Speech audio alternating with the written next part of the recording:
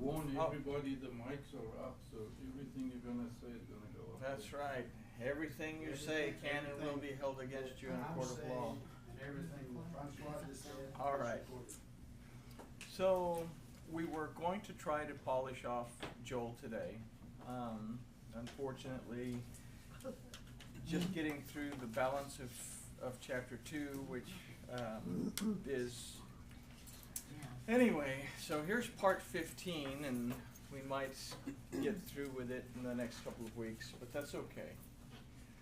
We've talked about in chapter 1 a change of consciousness. We've talked about basically the army that is so destructive is ourselves, is what we've considered. I was looking through the Hebrew of Yoel. And remember last week we talked about this object pointer, this grammatical object pointer that points to the object that says this is the action.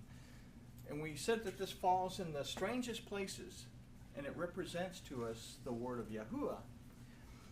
Nowhere in the first chapter of Yoel is the et found. It starts in the second chapter of Yoel, when things start to get really, really difficult. And there the word, or this object pointer is.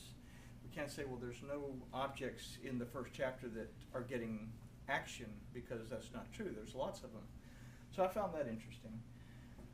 But I'm not a big end times guy, and I'm not a big eschatology guy.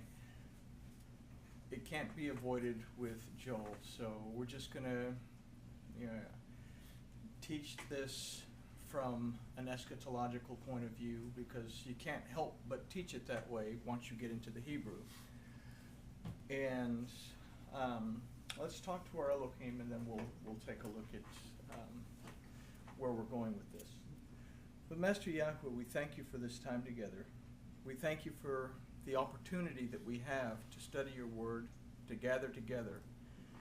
We ask, Master, that you'll open our eyes, open our ears, and open our hearts, so that we can see, hear, and understand what your word tells us, so that we can be prepared to serve you when the time comes. And we thank you for it in the name of Yahshua.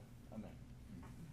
All right, so our last study of Yoel, we left off with the idea that destruction was the great things that the northern one, and we discussed the northern one having the same root system as the word mastema. And mastema is the name of the Satan. If we read the book of Jubilees, it'll tell us what his name is. So this study that we had last week told us about the great things that Mastema had accomplished. In this study, we're going to look at a period of preparation before the tribulation spoken of in the Brit Hadashah and Revelation. And we're also going to consider the tribulation itself.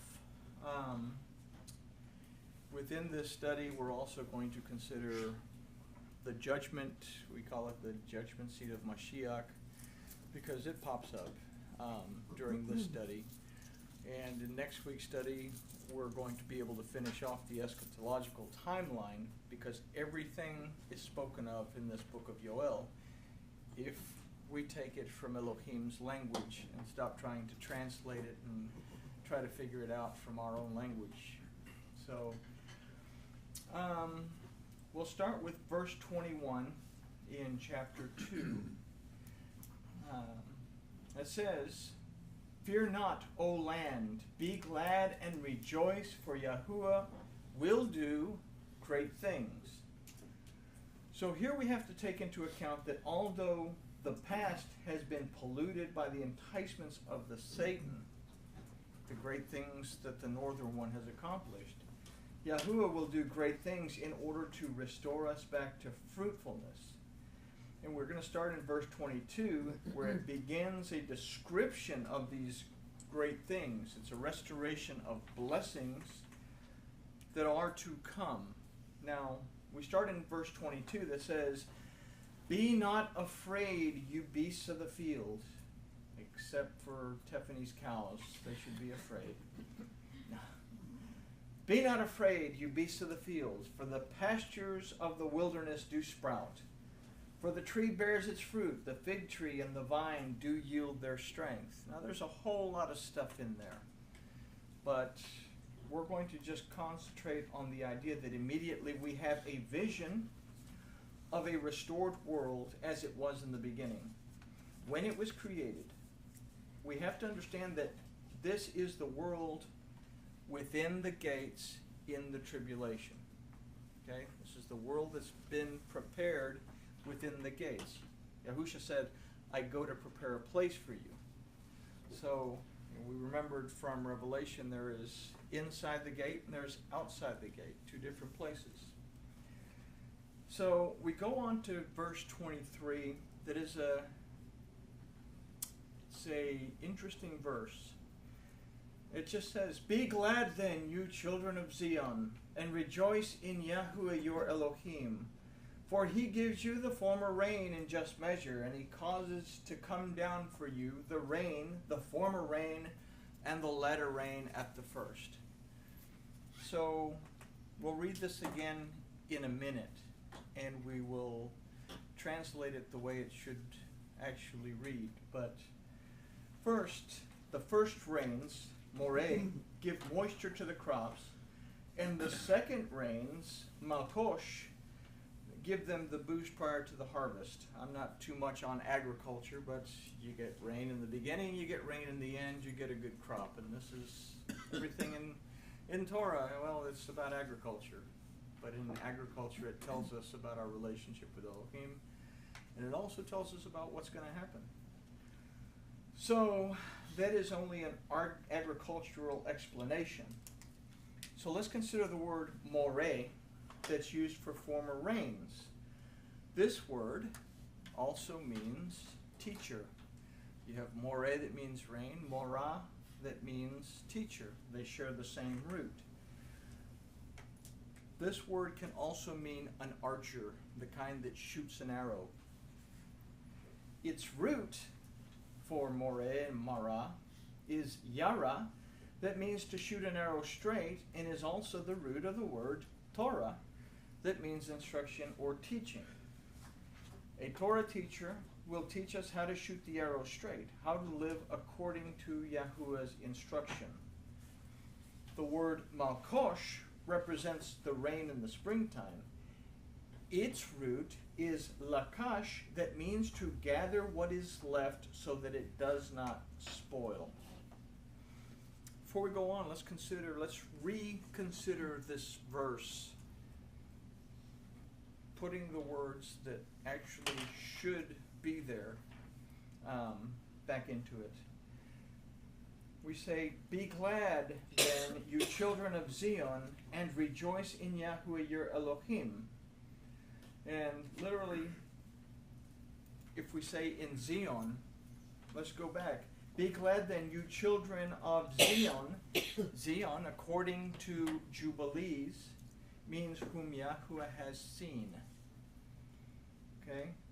Be glad, you children whom Yahuwah has seen, and rejoice in Yahuwah your Elohim, for he gives you the morah, he gives you the teacher of righteous measure, and he causes to come down for you through the Aleph and the Tav, because here's one of the first times that we see the Et in the book of Joel.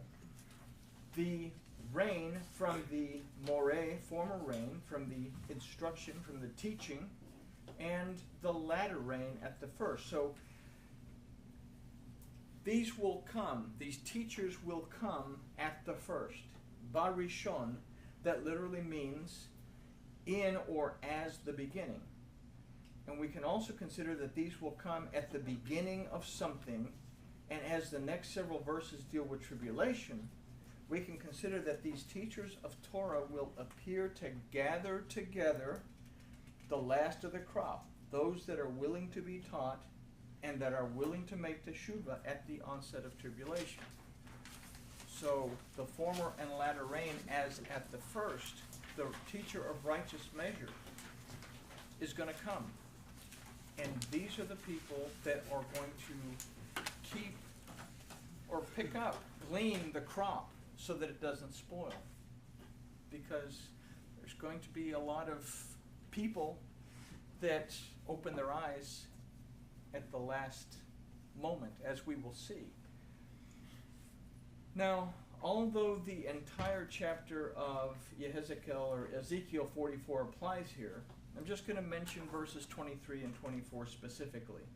They say, "And they shall teach my people the difference between the set apart and the profane, and cause them to discern between the unclean and the clean.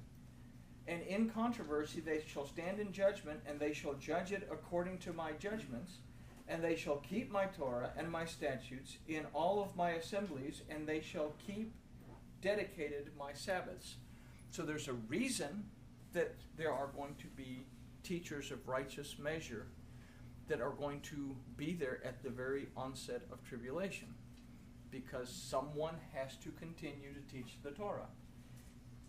Because we're going to find out that a lot of people, their eyes are going to open. And we'll get there in a minute. So we could also apply the entire 8th chapter of Zechariah, but we'll consider verse 23. "Thus says Yahweh of hosts, in those days it shall come to pass that 10 men shall take out of all the languages of the nation, and shall take hold of the wing, the tzitzit, of him that is a man of Judah, saying, We will go with you, for we have heard that Elohim is with you." So people will start to seek out these teachers of Judah, these people that show, that teach gratitude, they teach praise, they teach the way to Yahuwah Elohim. And they will grab the wing. Literally, this word is kanaf, that means wing. Some translations say the hem of the garment, or some say the corner of the garment. Literally, this says they will grab the wing of the garment. So, having considered this, now let's take everything that we've just discussed and consider what Yahusha said at John 4:22 through 24. Hopefully it'll now make some sense. "You worship what you don't know. We know what we worship, for redemption, deliverance, and restoration is of the Yehudim, it's of the man of Judah. But the hour comes, and now is, when the true worshippers shall worship the Father in spirit and in truth, for the Father seeks such to worship him. Elohim is spirit, and they that worship him must worship in spirit and in truth." The important thing to get from that is that the Father is seeking those who will worship him in truth. You can't have spirit if you're not worshiping in truth. You have to have them both.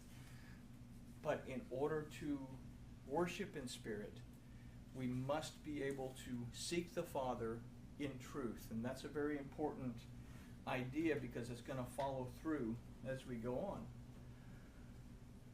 What these teachers are to do, as Jeremiah tells us, is help those who wish to truly seek Yahuwah in this time of tribulation to write the Torah onto their hearts. And this is also what Paul is going to tell us in Romans 2. Jeremiah 31:33 and 34 says, "But this shall be the covenant that I will make with the house of Israel." Now, the house of Israel.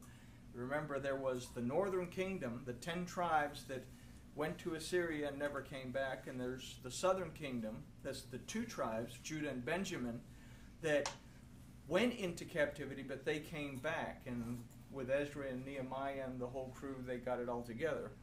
So when it's talking about here, he's talking about the house of Israel, but it also relates to us, because there's always going to be the stranger within them, and the house of Israel dispersed into the Gentiles, which refers to everyone who is not of Jewish birth, or whatever you want to call it. So, but anyway, "This shall be my covenant that I will make with the house of Israel. After those days, says Yahweh, I will put my Torah in their inward parts, and I will write it in their hearts. and I will be their Elohim, and they shall be my people. It's no longer a matter of opening the book and finding out what it says. It will be written in your heart, and you will do it instinctively. It'll be in your subconscious. You'll know, this is how I keep Torah, or this is how I follow the instruction.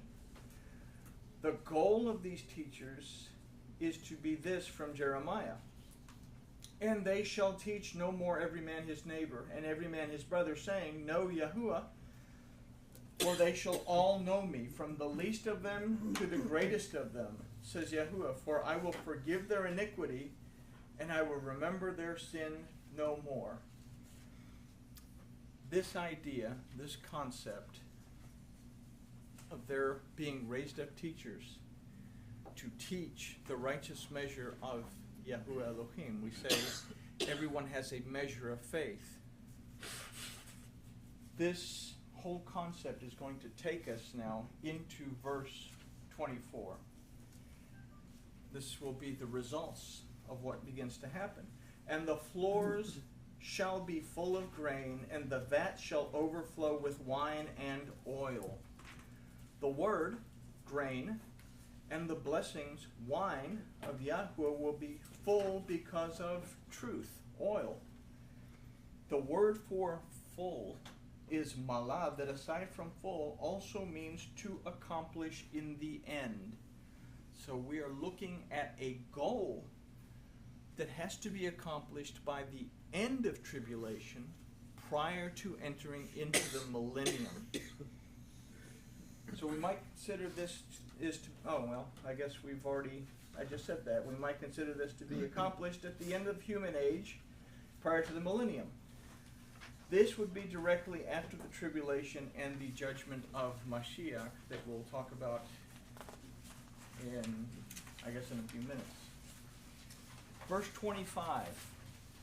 And I will restore to you, and then right here in the Hebrew we would find the aleph and the tav. So I will restore to you through the word of Yahuwah the years that the locust has eaten, the crawling locust and the consuming locust and the gnawing locust, my great army which I sent among you. Now that's an interesting thing. My great army which I sent among you, which opens a can of worms if we don't look at it a little deeper. Because why did Yahuwah Elohim, that wrathful God of the Old Testament, send all these locusts to destroy everything?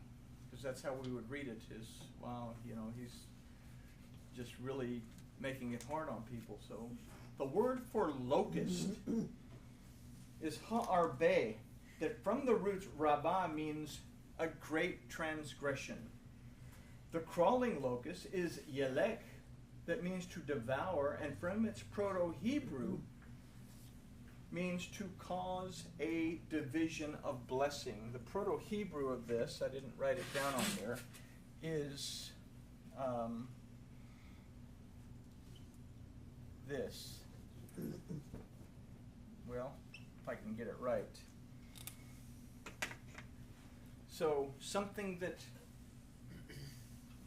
separates, divides us from blessing. The word for consuming locust is hazil, meaning to consume or destroy, and the word for gnawing locust is garzam, that means to devour and eat away. So the damage from these issues is to be restored. We'll consider the tribulation in a moment, and we will consider the benefit of this army of destruction that, according to this verse, Yahuwah sent. We'll consider the restoration that will take place because of it. Now, if we went back and looked at this verse, and I will restore you through the aleph and the tav, through the word, I will restore you through the word, the years that transgression has eaten away, the destruction that it has called, the separation that it has caused. I am going to restore you back to a whole position. Now, with that in mind, we go to verse 26 that says, And you shall eat in plenty and be satisfied, and shall praise the name of Yahuwah your Elohim, that has dealt wondrously with you, and my people shall never be ashamed. And then verse 27 goes on to say, and you shall know that I am in the midst of Israel. Now, this is in the midst of Israel. This is the southern kingdom of Judah, the northern kingdom of Israel, and the alien, the stranger that is among them. That is, if we go to John 3:16, for Yahuwah loved the world in such a way. This is the world that he's talking about. It is the combination of the house of Judah, the house of Israel, and the stranger within their gate. The rest of us that have been grafted in. Okay? And you shall know that I am in the midst of Israel, and that I am Yahuwah your Elohim, and there is none else. And my people shall never be ashamed. So, we've said that these teachers will come. They will restore the right measure. Prior to the end, there will be a restoration that takes place prior to entering into the city gates, and the shame of the people, of his people, Israel, the southern kingdom, northern kingdom, and the goyim among them, will be lifted off. There will be no shame. These are the great things to come, but there has to be something that takes place first. Here the Hebrew Torah changes to chapter 3. Our English-based translations continue, and this, instead of being chapter 3, is going to continue through verse 32. Because in King Jimmy and all our English-based Bibles, Yoel only has 3 chapters. In the Torah, the Hebrew of this, it has 4 chapters. So we would be starting chapter 3. So if it says 1, 2, 3, just consider it verse 28.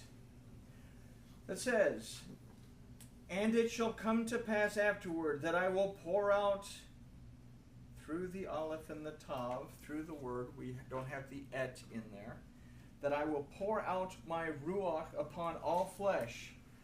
And your sons and your daughters shall prophesy, and your old men shall dream dreams, your young men shall see visions. This is one of the most misunderstood verses, I think, ever. Because the importance of the Hebrew language and the importance of Hebraic thought have been eliminated and replaced by our Greco-Roman ideologies. So I can't overemphasize the importance of having the Hebrew language and understanding the way that the ancient Hebrews thought.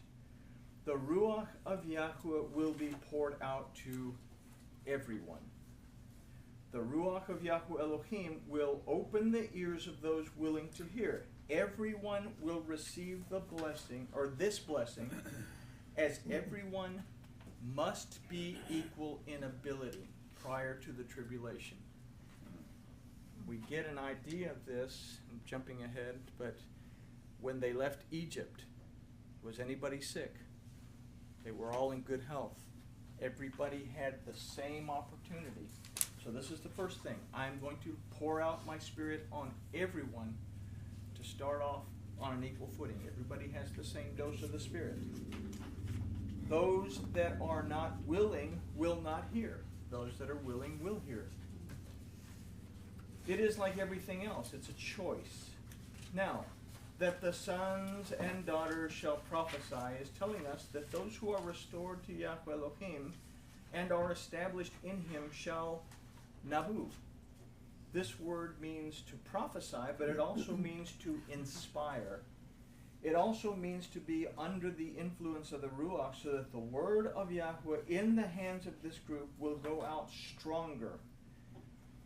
Here we have to understand that the teachers that we talked about earlier, having been restored and established by and in Yahweh Elohim, will be filled with the Ruach, and they will go forward to inspire a dying world. With an enhanced capacity to do so, they will be bolder and unafraid. And this is an important thing, because those people that are going in to pick up the harvest that is still there, that so it doesn't spoil, they're going in afterwards to pick up this group of people we're about to talk about. But they will be emboldened. You can't have fear when you're going to go into this very, very difficult situation. So, let's see, inspire, okay. In the phrase, your old men shall dream dreams, first we consider the word ziknechem, meaning old men, and it means exactly that, but more specifically it means the aged, both men and women. The word for dreams, however, is chalomot, that aside from to dream means to be strong and to be restored to good health. So it's not so much that the aged are going to dream dreams. The aged are going to be restored back to good health. You have to be in good health and good, you got to have it upstairs in order to make the right decisions. Everybody is going to be on equal footing. We could take it and don't read into it, but the dead in Mashiach shall rise, in a sense that everyone will be restored to health. Not necessarily the dead, but everyone will be restored to health, okay? Now, the aged will be restored to good health entering into the tribulation, just as the children of Israel were restored to good health upon leaving Egypt. It must be understood that everyone is to have a chance to hear the word of Yahuwah and make teshuvah with a sound body and mind. Otherwise, it won't be fair. The word for young men is Bahurachem, that comes from the root Bahar, that means to make a choice and to decide. It also means to be or to become acceptable, to join or to choose to join. The word for vision is Hizayot, that comes from the root Chazah, meaning to perceive, and to perceive with intelligence, to examine closely. So here, the young will have the ability to make choices based on careful and intelligent perception of Yiru, what they see. This word is rooted in Ra'ah, that means to see, to inspect, to consider, to perceive, to observe, to discern, or to distinguish and to understand. It also means to pay attention and to take heed. Okay? Older people suffer from health problems. They're not as strong in the mind as they used to be. They will be restored to being able to use everything to their fullest capacity. Young people don't make the smartest choices because they don't pay attention. This will be enhanced so that they can make the right perceptions or right decisions based on what they perceive, discern, see, because they will be able to understand what's being taught. Everybody's going to be on equal footing. Okay? So, then it also means pay attention. Okay, the Ruach will be poured out on all flesh, and all flesh will be restored to health with the ability to listen or not, in good health and in sound body. There will be no excuses due to physical or mental malady. It appears that Yahuwah will be very fair to all in giving everyone equal opportunity to make their choices. That's what this verse means. Instead of somebody getting up in the middle of a church service and starting to babble some stuff off, and some youngster getting up and saying, oh, this is what it means. I'm saying we're going to restore everybody to an equal playing field. Okay? Then we go on to verse 29 or verse 2. And also upon the servants and upon the handmaids in those days I will pour out through the Aleph and the Tav, through the word of Yahuwah, my Ruach. And this verse is of major importance if we are to understand the role of the elect, the servants of Yahuwah during the tribulation. This verse